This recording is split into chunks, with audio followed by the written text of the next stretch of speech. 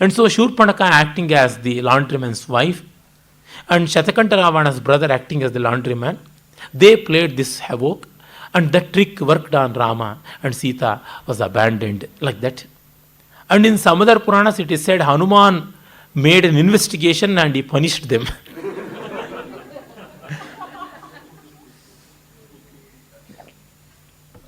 Means these are all the wishful thoughts. So people are given solace at least.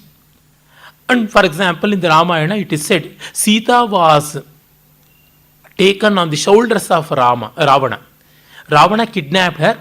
He took her on her shoulder, embraced her with all the 20 arms, and then he eloped her like that.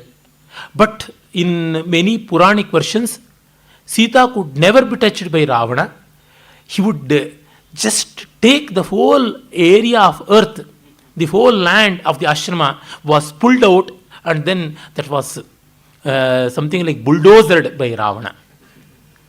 And it is not Sita, it is Vedavati, another duplicate Sita, who stayed in the Ashokavana for 1 year.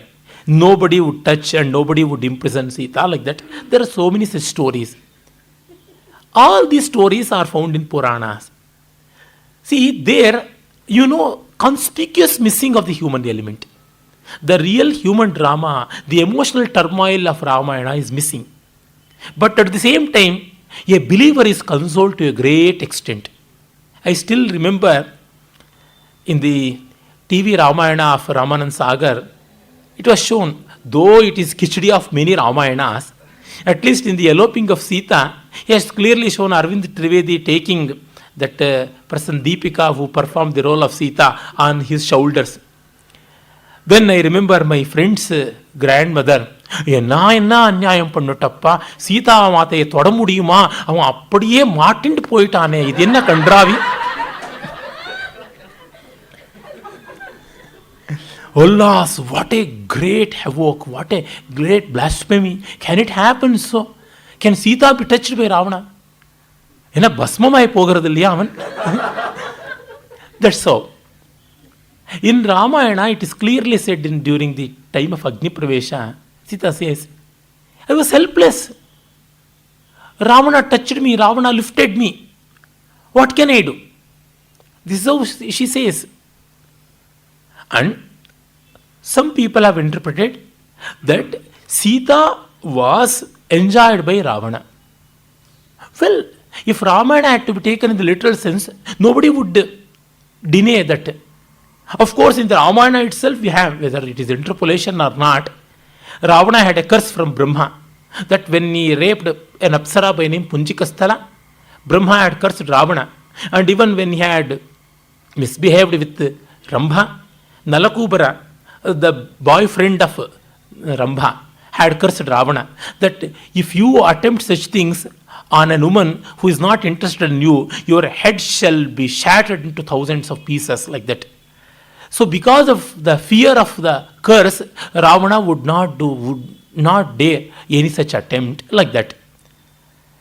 If you believe that curse, it means it is coming to the realm of mythology, that is Adi Daivika. It's okay.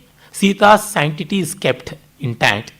But at the level of Adi Bhuta, physical level, nobody would keep quiet.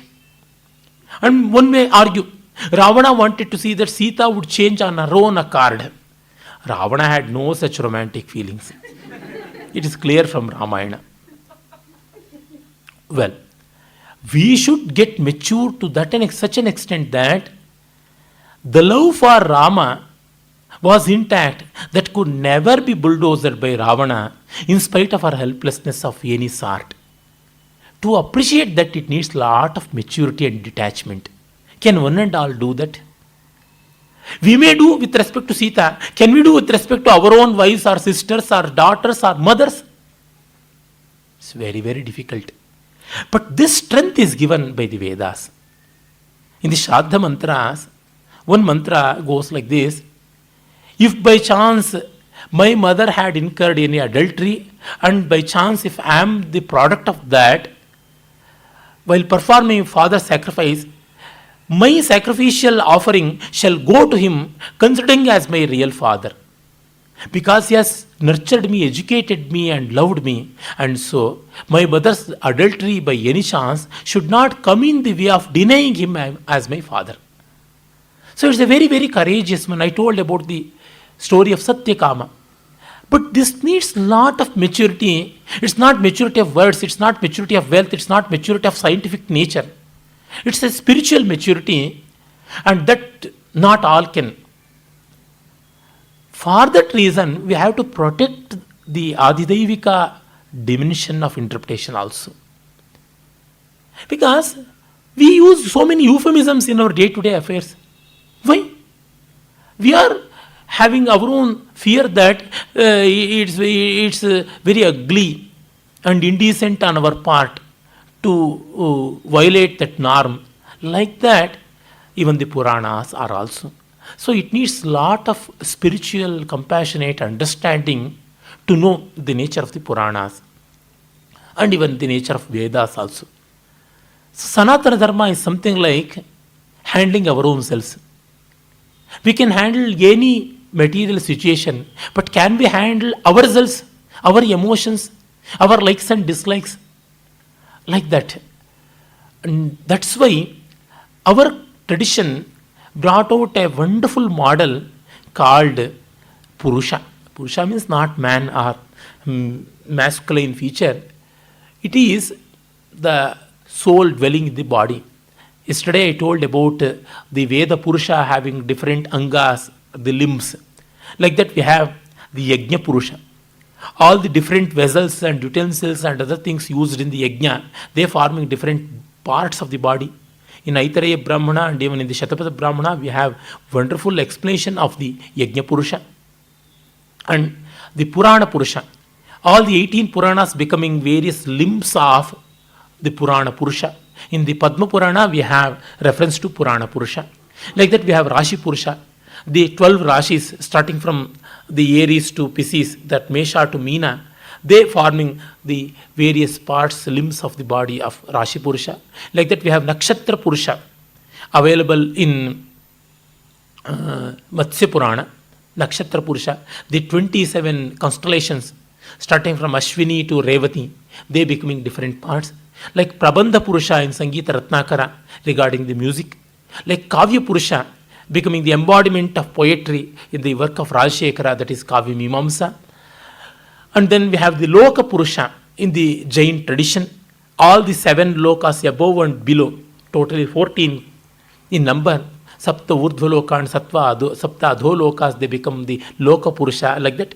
Means the concept of space, that is Loka, the concept of time, that is Nakshatra and Rashi, and then the concept of knowledge, the Purana, and the concept of beauty, that is Kavya and Prabandha and Veda, and the concept of ritual, Yajna Purusha. Like that, all means internalizing in the body, looking at our own body and then feeling the same.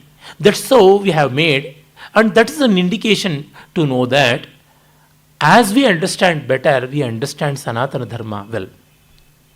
Now coming to the other two things. One is of darshanas and the other one is of agamas. Darshana means philosophy. Drishya is the dhatu, to see. Philosophy is a realization. It is not armchair discussion. In India, never a philosopher was called an acharya unless he had seen the truth and then established it, practiced and preached. That's why the word acharya has been used and defined very well in our Dharma Shastras, in the Dharma Sutras. Sutras are the primary sources of Dharma Shastras. Then come the Smritis, like the Manu, Yajnavalkya, Parashara and others. And then we have the Nibandha Granthas and the commentaries on the Smritis and the Sutras and the Digest and the encyclopedic works also. So at these 3 levels, the Dharmashastric works, they operate.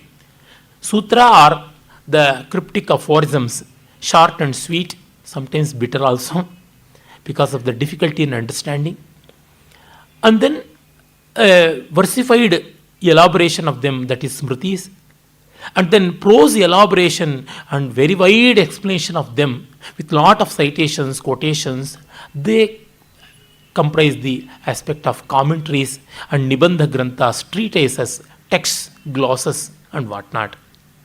And here we have in the darshanas regarding the acharyas, Bodhayana Sutra says, Dharma Sutra, Achinoti cha shastrarthan acharya sthapayatyapi swayam acharati tena cha acharya uchyate. A person is called acharya only when he compiles knowledge from all directions. Achinoti cha shastrarthan. Not mere the verbal aspects of the text. It is the spirit of the text. Shastrasya artha. Shastrarthan. Acharya sthapayatyapi. And establishes in order, in practice. Swayam acharati tyeva. And he himself practices. Because of these three qualities, a person is called acharya. And so, a person who is an acharya or who is a rishi and whose vision is called darshana. Rishishcha kila darshanat. He who has vision is called rishi. This word rishi has come from r or rishi, the root as gatau and darshane. He who has dynamics and gati and darshana. Means he should be dynamic in nature, he should never be static. His approach should be highly functional and yet should be visionary. He should have a higher vision and practical application also. The words like rita, ritu, rina, rishi, all are connected to the root r, gatau, means dynamism, vibrance, life. And even Onkara, Pranava, Om, all these are connected with Aniti iti Navaha, Pranavaha, Atma, Aniti iti Atma, Prana, Pra, Aniti iti Prana. Like that everywhere Atma, Prana, Onkara, Pranava, everywhere we have that spanda, vibration and dynamism. So Sanatana Dharma's bedrock is that dynamism, not static nature. And a rishi can only be a seer of a philosophy, not anybody. Nobody, according to his whims and fancy, can create a system of philosophy. And that darshana is one which tries to forge a healthy compromise and healthy relationship between so many things which are seemingly falling apart. Vichitra bhava dharmamsha tattva prakhyacha darshanam. All the realities of existence and feeling, when they are falling apart, logarithms with each other, a person trying to forge healthy relationship and synthesis, and such a person is called rishi, and such an act of it is called darshana. And then darshanas should address the 5 problems I told yesterday: Jagat, Jiva, Ishvara, Bandha, and Moksha. And they should have 4 layers of operation or 4 ways of operation. Means the 4 tiered operation is essential. One is the nidana, the diagnosis. And then we have the declaration. And then we have the medication. And ultimately we have restoring the health, as it happens in medicine. That's why, while commenting upon the Yoga Sutras of Patanjali, Vyasa Bhashya, it says that, and on that Tattva Visharadi, a commentary written by Vachaspati Mishra, here it is said, Yatha Chikitsa Shastram Chaturvyuhatmakam Bhavati Tathapi Darshana Shastram. Like in medicine, we have 4-folded way: Rogaha, Roga Nidanam, Chikitsa, Swasthyam Cheti. Disease, diagnosis, treatment, and bringing back health or restoring health. You look at Buddha's teaching, the 4 satyas, the 4 truths, Arya satyas, what is called in Buddhism, what are they? The world is full of sorrow, and desire is the root cause of sorrow. One can get rid of that, and for that one has to practice the 4-folded Arya Ashtangika Marga, the 8-folded way, the golden mean path. This is what Buddha taught. In a similar manner, we have ignorance. The world is full of sorrow because of ignorance, avidya. and avidya can be wiped off.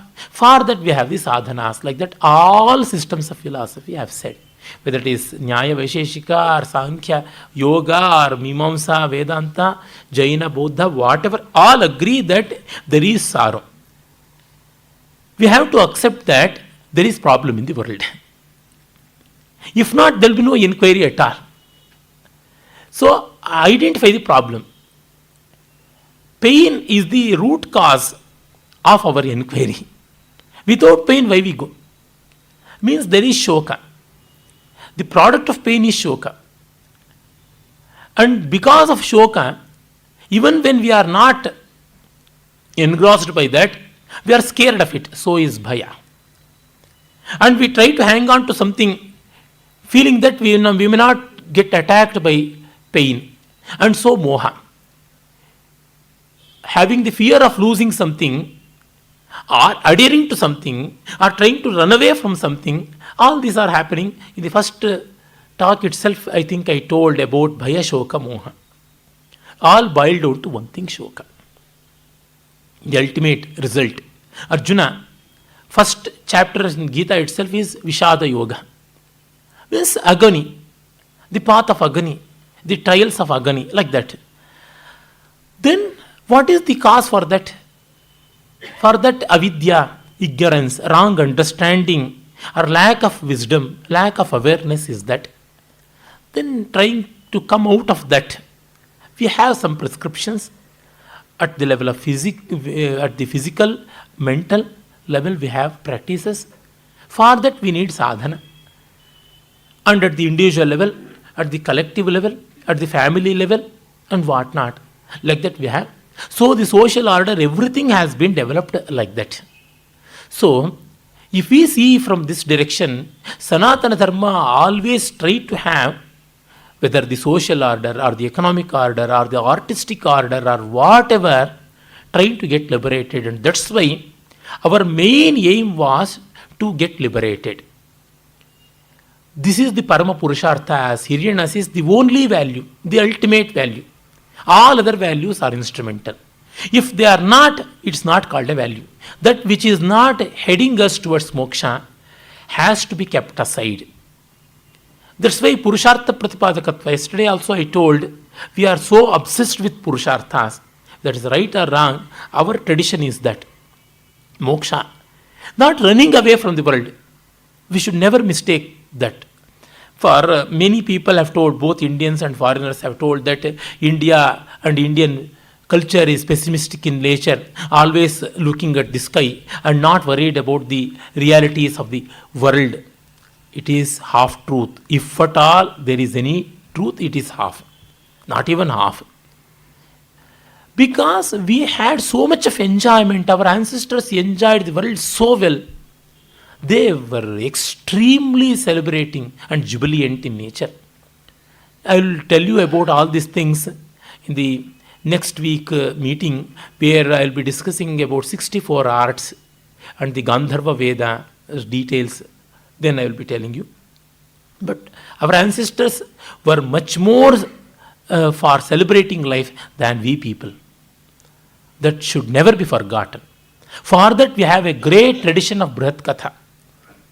Incidentally, in the Itihasa lore, though not Itihasa, I am tempted to include Brihat Katha tradition, but no deliberate attempt has been made like that. That's why I refrain from that. However, our tradition scholars, aestheticians and poets never ignored that. Like the three rivers joining together, union of three rivers, making the Tirtharaja Prayaga, the Ganga of Mahabharata, the Yamuna of Ramayana, and the Saraswati of Brihat Katha, they should never be ignored. So says a poet Kaviraja, and even Dandi. All our masters, they have emphasized the importance of the secular dimension and the enjoyment dimension of that. In Ramayana and Mahabharata, we have predominant emphasis on dharma and moksha. Here and there, especially in Mahabharata, about artha. But in Brihat Katha, complete concentration is on artha and kama. Much of kama supported by artha. Like that we have. So all the four Purusharthas are taken care of by these three great epics. Well, coming back to the discussion on the darshanas, I told moksha is the highest goal, and accordingly the rest is shaped. And that's why we have every dharma shastra proclaiming the purpose of dharma is moksha. To quote Yajnavalkya Smriti, Ayam hi paramo dharmaha yadyogena atma darshanam. The highest dharma is realizing one's own self, and that is moksha. And Kama Sutra, what Vatsyayana says, I wrote this treatise in Brahmacharya for the sake of moksha at the colophon end of the work, he says. And Kautilya, he says, Kritsram shastram idam indriya jayaha. The very purpose of this economy and polity is to attain self-control. Nothing but moksha, or the pathway to moksha. And not to speak of moksha shastras. And here, one beauty you see, we have Dharma Shastra, Manu Dharma Shastra, Yajnavalkya Dharma Shastra, Kautilya Artha Shastra, Kamandakiya Artha Shastra, like that. And also Vatsyayana Kama Shastra, like that. But no one book by name Moksha Shastra. Because moksha is not a shastra. Moksha is an experience. The remaining shastras, they cope up for that. They prepare us for that. And moksha is not an exclusive one. Moksha is inclusive. But the other traditions, the Semitic traditions, are not that. Here we should know, we have so much of freedom in spiritual quest, but we have many restrictions in the secular pursuits. But look at the modern world. We have so much of freedom in the secular pursuits, but no freedom left in the spiritual pursuit. This way, Sanatana Dharma has given maximum benefit to mankind, and moksha is manifolded, and we have no one restriction. And I quoted in the first lecture itself, I think, from Sureshwara's Brihadaranyaka Bhashyavartika, Yaya Bhavet Pumsam Pravritti Pratyagatmani Sasaiva Prakriya Syat Sadhvi Sachanavastita. Whatever is the way of approach to self-liberation and leading to one's own calmness, that's all good, and there is no one restricted path. All paths are equally valid, and that is valid to you. See, if I am very comfortable with one food, it is my food.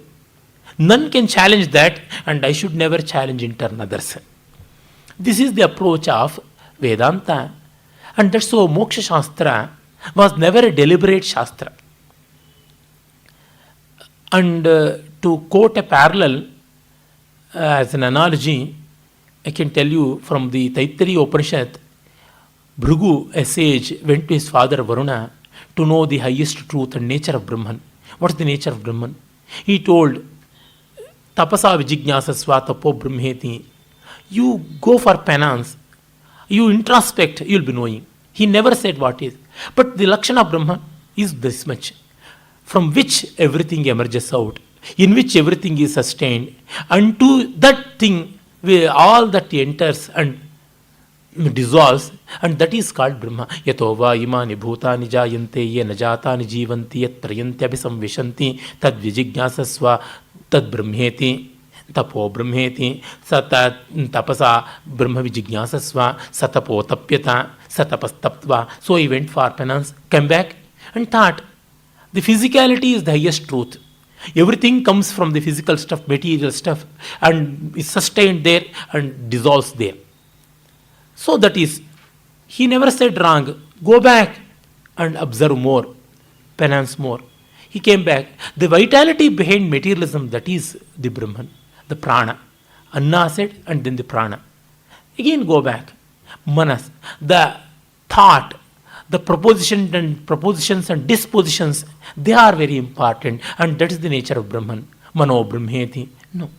Then the decisive nature, that is Brahman. The wisdom. No, you go back. Then he thought Anando Brahmeti Vyajana, the bliss, the enjoyment. And from bliss everything emerges out, and in bliss everything is sustained, and into bliss everything falls in, and that is Brahman. And he never went back to his father, so Upanishad's chapter ends. See, it's a wonderful suggestion. He never went back. Yesterday I told about the open end of the Meghdutta. Like that, not going back. This is not the deliberate and explicit way of saying things. Painting a beautiful cow and saying cow. You can say compassion. You can just say motherhood. Something like that. You can give some suggestive title, but not the deliberate, expressive title. So that's how in Sanatana Dharma, moksha is never an explicit thing. And these are all the things which are dealt in the Darshana Shastras. And we have many schools of Darshanas, Astika and Nastika. But all these divisions are tentative in nature. They are not complete in themselves, they are not absolute. Can we say Astika means one who believes in soul, generally we say, or in God. Manu says one who has trust in Vedas. Nastiko Veda Nindakaha. Like that in the negative manner Manu says. But the Buddhists and the Jains, they had their own holy texts. We can take that as their Veda. The Christians, they say Bible as Krista Veda. And not even that Satya Veda. As though the 4 Vedas of Hindus are Asatya Veda, they are saying that. Without blaming this as Asatya, they are saying ours is Satya Veda. Don't you know in vernacular translations of Bible, the title is Satya Veda, not Bible. Satya Vedavu, Satya Vedamu, Satya Vedam, like that. Yeah. Well, we can take that. That's why Astika Nastika division is not tenable. What else then we say? Just name them as Jaina, Buddha, Sankhya, Charvaka, like that. And we have, starting from arch materialists like the Charvakas, we do have some wonderful wisdom in them. They accept body, beyond that nothing, no soul, nothing. They don't even accept inferential knowledge. They just go by direct perception. But this is not tenable, they understood. And later came the Sushikshita Charvakas, the refined Charvakas. They adopted the Anumana Pramana, that is the inferential knowledge also, but they don't agree any holy text or in such thing. They are modern days rationalists, something like that. And our systems of philosophy, they respect Charvaka also. They start with that. Because at least they accept body as the highest truth. Instead of husband or wife or bank balance or some movable or immovable property as myself, at least to Gaunatma, Dehatma, to that level they have come. So we accept that as the first step. This is the beauty of Sanatana Dharma. Trying to find of use in any system, whatever possible. If sand and sugar are mixed and given to you, instead of throwing it, putting it into a vessel and pouring some water, and after all the sugar has dissolved, then decanting the sugar water and then using it for some purpose and throwing out the sand. That is the nature of Sanatana Dharma. So is the Charvakas. And then the physical reality is one eternal reality. Apart from that, we have the reality of spirit, like that, starting with the materialistic, dualistic approach, and then we have the Nyaya Vaisheshika. And one is more emphasizing on the epistemology. Epistemology means the logical process. And then the Vaisheshika on ontology. That is the things, the categories rather we call technically, which are present in the inquiry. That one. Then we have more about the mind and the nature of mind and the gunas that act, the sattvika, rajasa, tamasa and all. And there comes the Sankhyan. And then how to tune the mind and how to go introspective. For that, the training aspect of that is given in the yoga. And then we need some ritualistic aspect also. Apart from true Atma-centered or inwardly yoga sadhana, we need social and family observations also. And for that we should be canonical and religious, and that is Purva Mimamsa. And then ultimately ending up in Adhyatma, that is Vedanta. Like that, the 6 systems of philosophy are there. And we have the Jaina Buddha also. There are many, almost 16 philosophies are enlisted and enumerated in Sarvadarshana Sangraha of Sayana Madhava, son of Vidyaranya's brother Sayana was Madhava, and he has written during 14th, 15th century. However, ultimately, all systems of philosophy focus and converge into Vedanta. Hirirna beautifully says that in his outlines and essentials of Indian philosophy that if at all the earlier philosophies not by evolution, only by thought process, not by the historical chronology. Here again we should not make a mistake. Generally it is said Charvaka is very primitive, means that should be ancient. Vedanta is more evolved, means that is the recent, like that. We make such chronological differences. No. All thoughts had their germs simultaneously, and in the Vedas themselves we find reasons and roots of all these things. So, in the Vedanta we have the culmination, and Hirirna says every philosophy tried to pave a way towards Vedanta.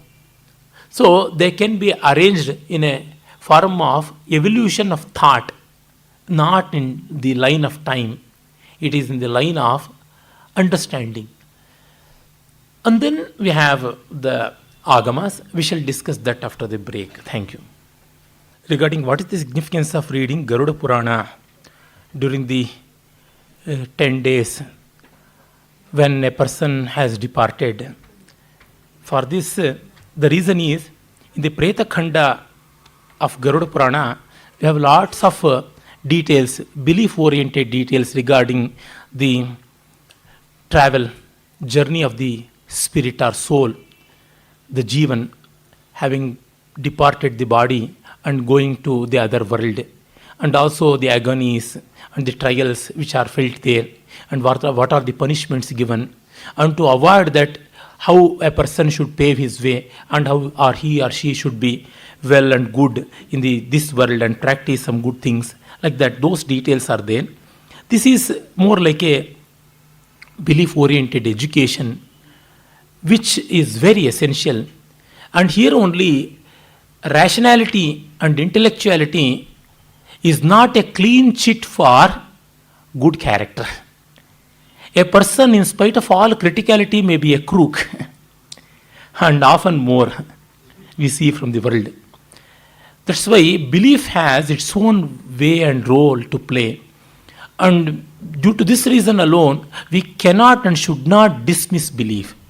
I remember one of my close friends, Sri Manta Prabhakar Upadhyaya, who hails from South Kannada, Dakshina Kannada district of Karnataka. He says, in our place, it's because of Dharmasthala Manjunatha, and then the bhutas, the different spirits like Panjurli, Ummalti, Jumadi, Pili, and Kalkuda, Kallurti, Annappa, like those bhutas, and also because of the Nagas, the serpent and the Nagabanas and the Nagamandala. Because of these three, so much of law and order is maintained, and no police, nobody would help in that way. Hence, this is very important. And I have seen personal experience of mine in Dakshina Kannada is, they are far more honest, far more industrious. There are hundreds of reasons behind that. And during the nights, outside the shop, the shopkeepers would have thrown so many things, whether it is tender coconut or whatever. Nobody would steal that. And the helmets, just they are hung on the rear view mirror on the two-wheelers, and they go out for hours and hours. Nothing would happen. I have seen that in Bengaluru, Udupi and other places many times. It's because that basic belief structure, that is also very, very important. And hence, criticality cannot be the only savior. It can never declare itself. And for this reason, belief has to be followed. But at the same time, belief is always blind.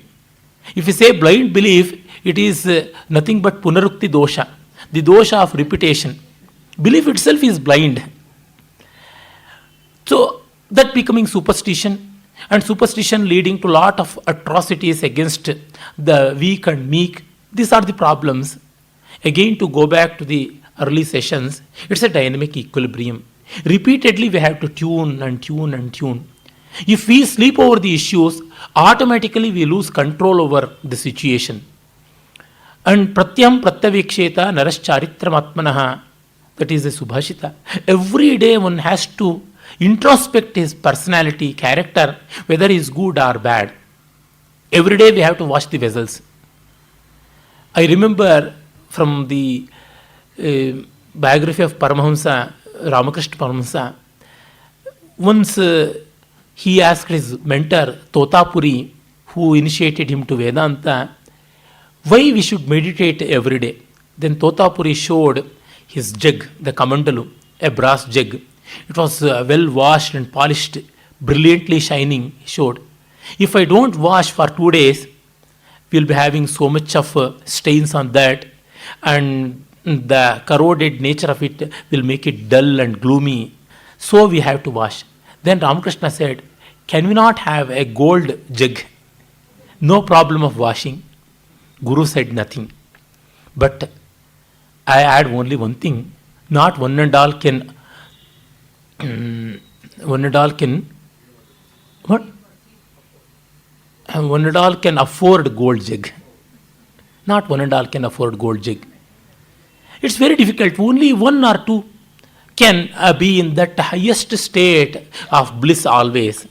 But the rest always need day-to-day amendments and corrections.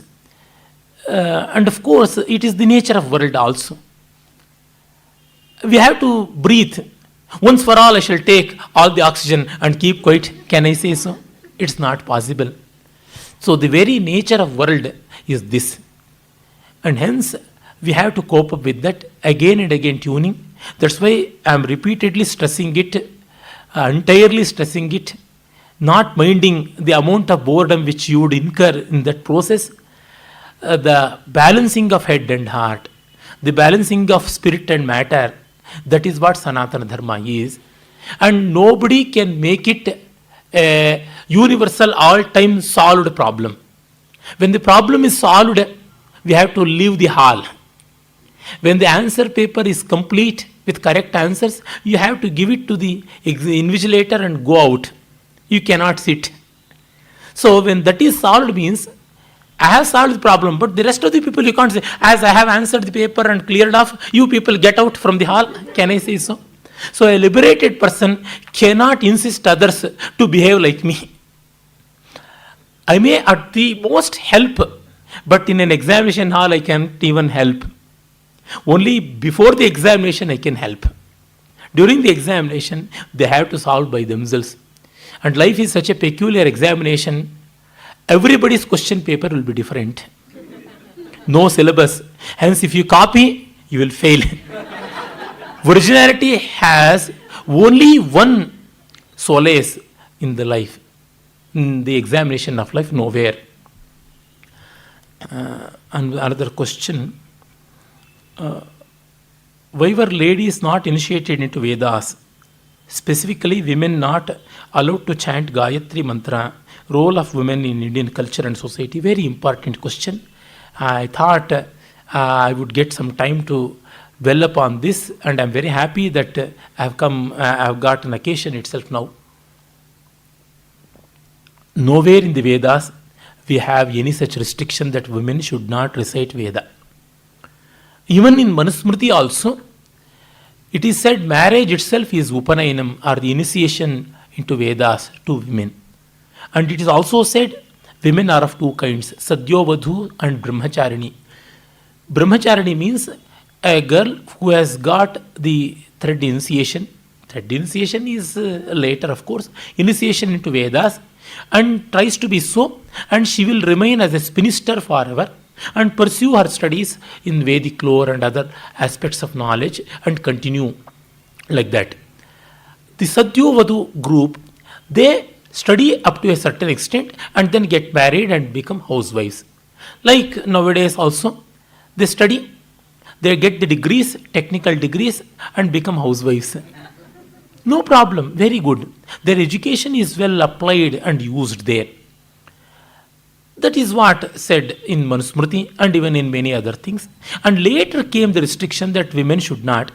But even today, the very word Patni, Patyur Yajna Sanyoge, that is the meaning of Patni, means she who is in association with her husband in any Vedic practice, Vedic sacrificial practices. She has her own cabin in the Yajnashala called Patni Shala. And then she will be sitting next to Brahman, the whole superficial in charge, supervisory in charge of the Yajna. And she has to utter several Veda mantras on her own. And even in every day ritual, morning and evening, Agni Paricharya, that is Agnihotra, which one Agnihotri has to perform as a duty. Her wife has to sit next to him and she has to recite several mantras. It is there. And he should teach all the mantras to his wife if she is not earlier initiated. If not, father would have taught or guru would have taught. And we see many such instances in ancient India. And Patanjali, the great commentator of the sutras of Panini, which are 3,988 sutras in number, roughly coming to 4,000 sutras. And there he says regarding the gender of words like Acharya, masculine gender Acharya, and feminine gender Acharya or Acharyani.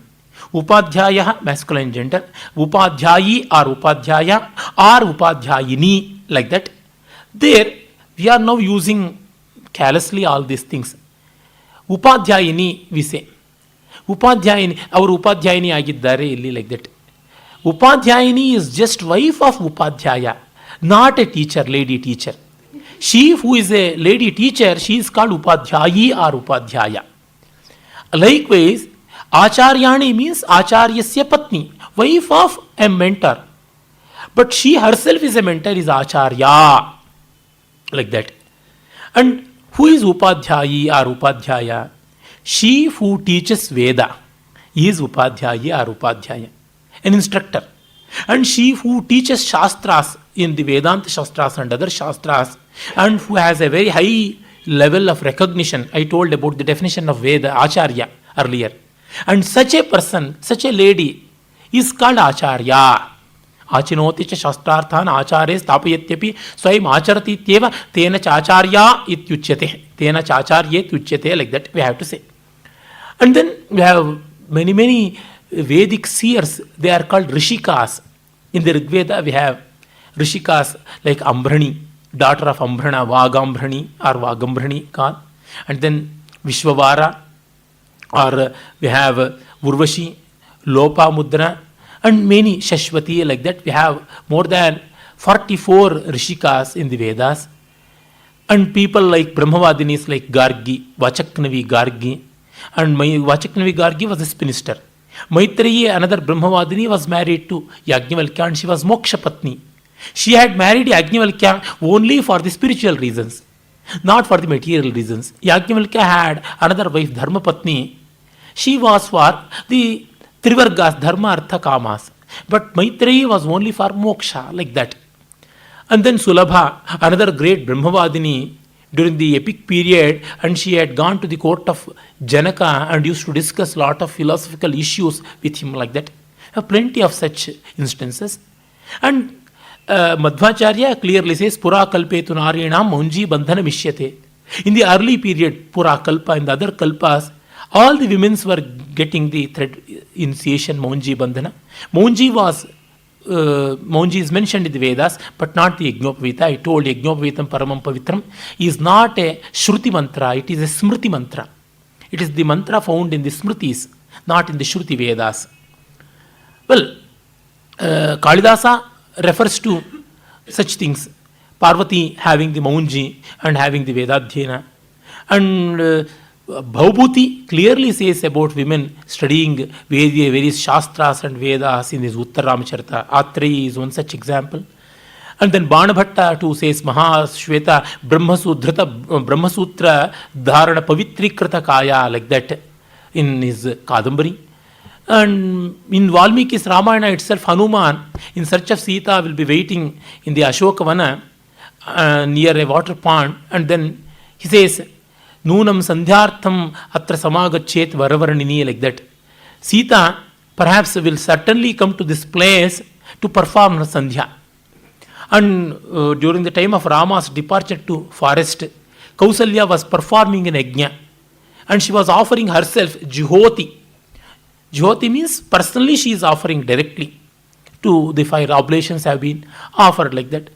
There are such many instances, but the hardcore, mean-minded Sanatanis, the so-called traditionalists, they don't agree with this. Hell with them. And it is all superstitious and highly erroneous and no reason and rhyme and shastra that if women recite the Vedas, they will not become mothers, their uteruses will be affected. It's all stupid. Some Shankaracharya of Puri, it seems, he told Niranjanananda or somebody, it's absolutely wrong. That person has neither head or heart. It is not present in our tradition. I have seen many women reciting Vedas and have become wonderful mothers. And Gayatri was all well initiated by the women, and they used to. And in Arya Samaj, we still have a wonderful practice of women doing all the karmas and all. It is there. So it's nowhere wrong. Rather, I feel it is the most essential thing. One and all should get initiated into Vedas, and especially women. For I know from my experience that women preserve our traditions much better than men. And women should become the custodians of our culture, and they are so. If a woman is educated well in the Sanatana Dharmic traditions, the whole family will get enlightened.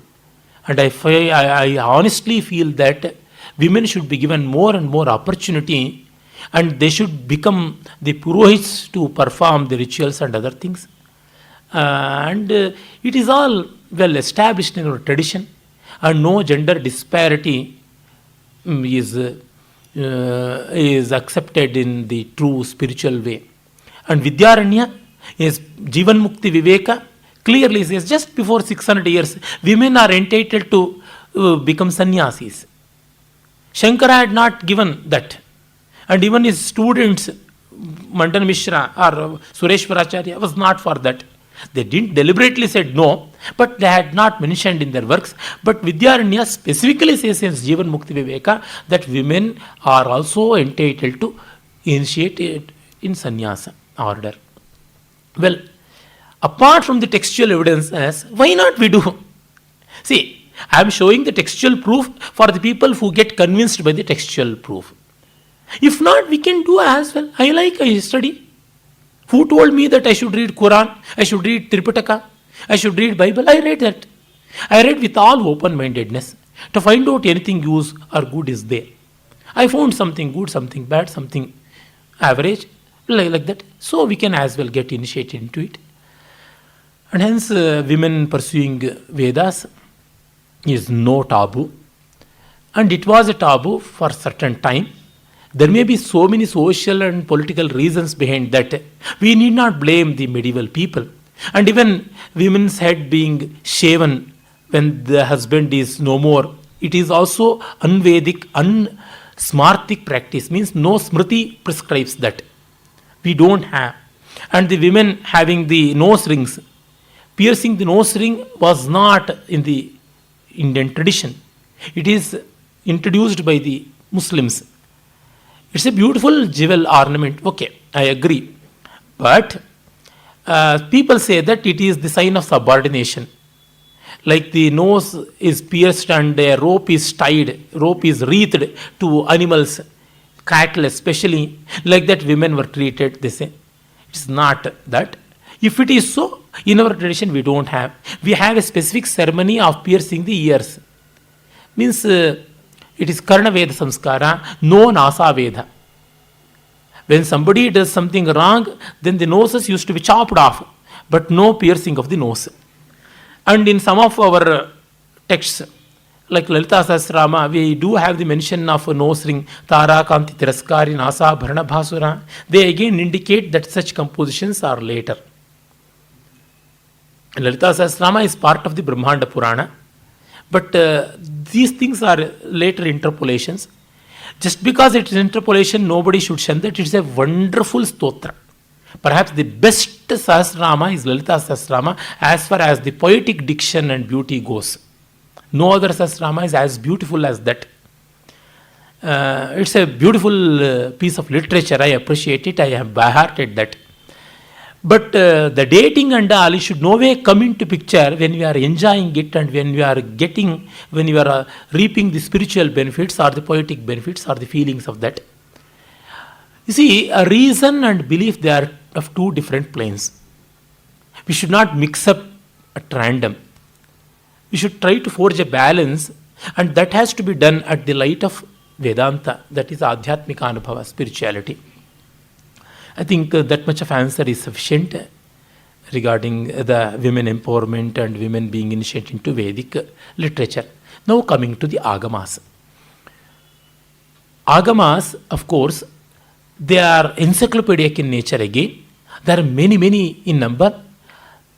Mainly there are 5 types of Agamas: Jaina Agama, Bauddha Agama, Shaiva Agama, Shakta Agama and Vaishnava Agamas.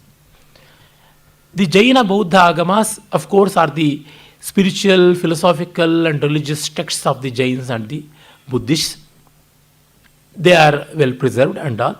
In Sanatana Dharma, we have the Shaiva, Shakta and Vaishnava Agamas. There are many, many in number, but like Puranas, they often repeat. So many Puranas, they are just the repetitions.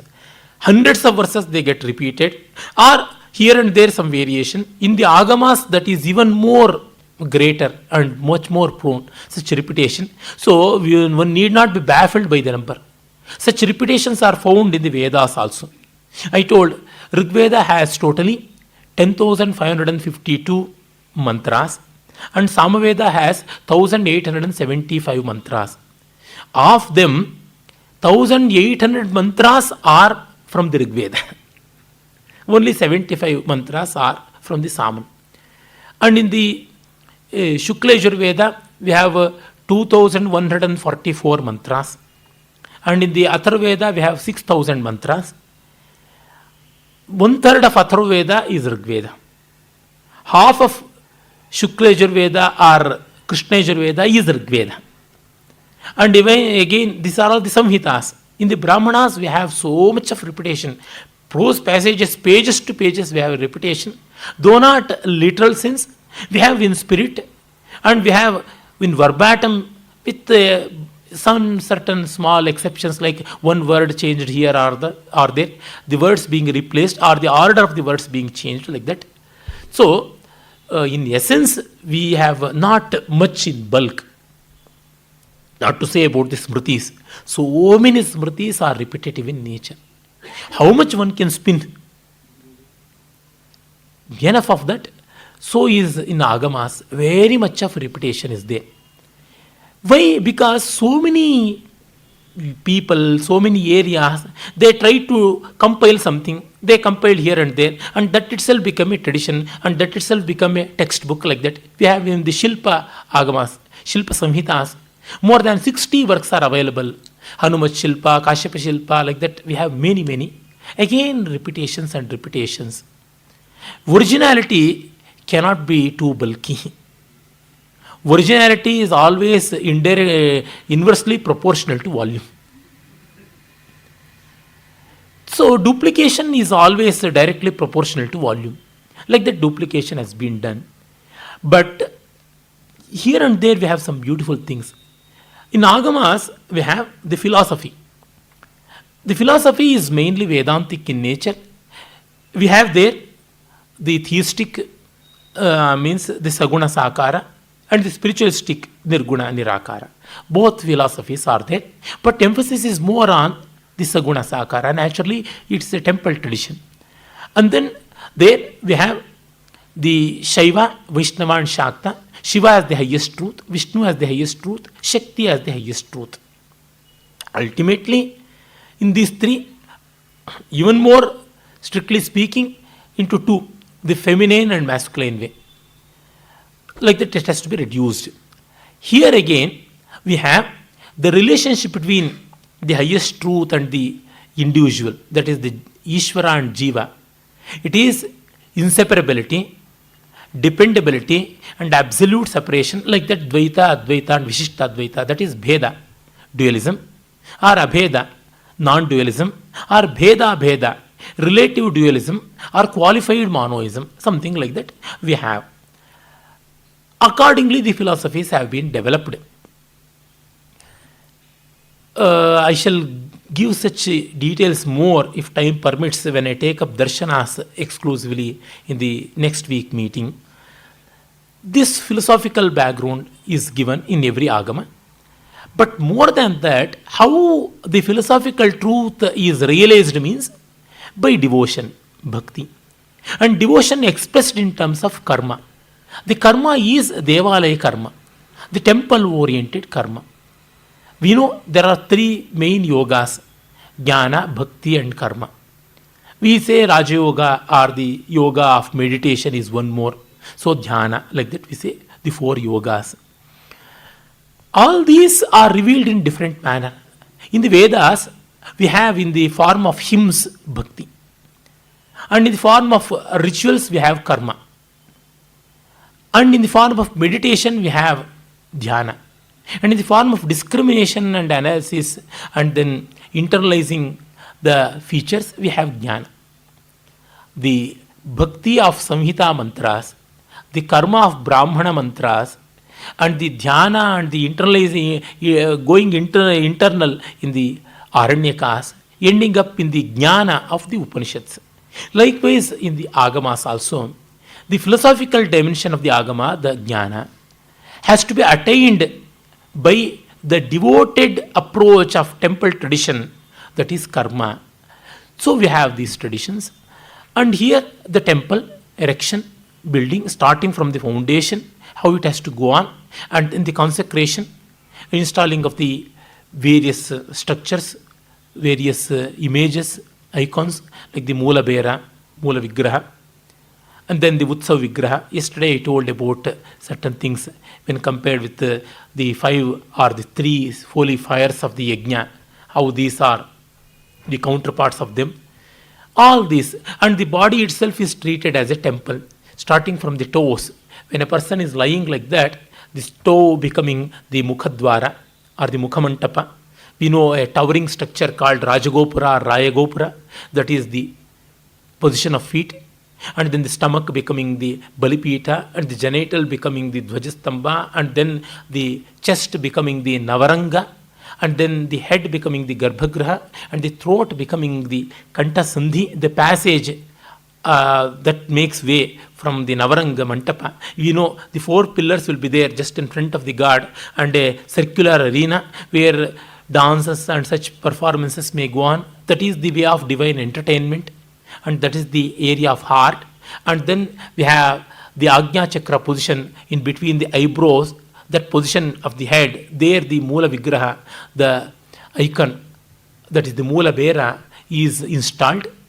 And then we have, when a person is standing, how the elevation of the temple goes on. This I told about the plan, and now the elevation, the Pada, Jangha, Janu, Kati, Udara, Bhuja, Skandha, Kantha, Shiras, like that, starting from toe to head, how the total temple structure is there. And the Shikhara of the temple, that is the dome of the temple, that corresponds with the skull. And then the eye of the dome, as we call that, as the Netra, or that is called the Brahmarandra of the dome, that is the Shikhara. And Anand Kumar Swami has written a wonderful paper, Eye of the Dome and Eye of the Dome. The whole sky itself is the dome, and sun is the eye of the dome. Likewise, we know in the tradition of the philosophy and of yoga, the prana is emerging from the Brahmarandra.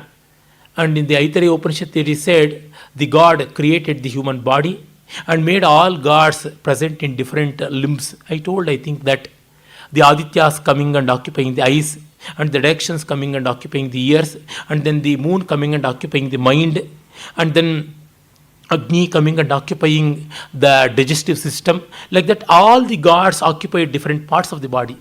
That is how interlacing of the gods has happened.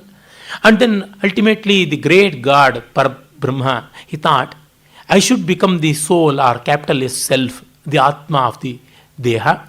For that, I should have my own way. I should not enter from the gates through which all the other gods have entered. It's not fair on my part.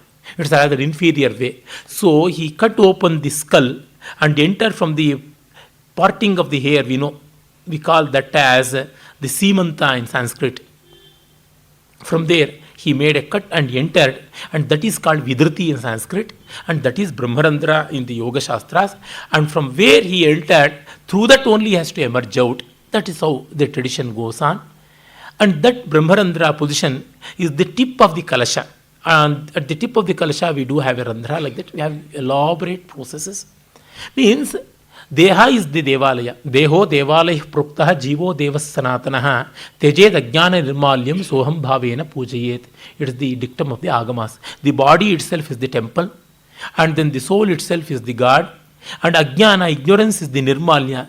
Means the residual offering of yesterday, the flowers which are dried up, and all the things which are now faded, and that has to be removed, and the fresh one has to be erected. The Ajnana has to be removed.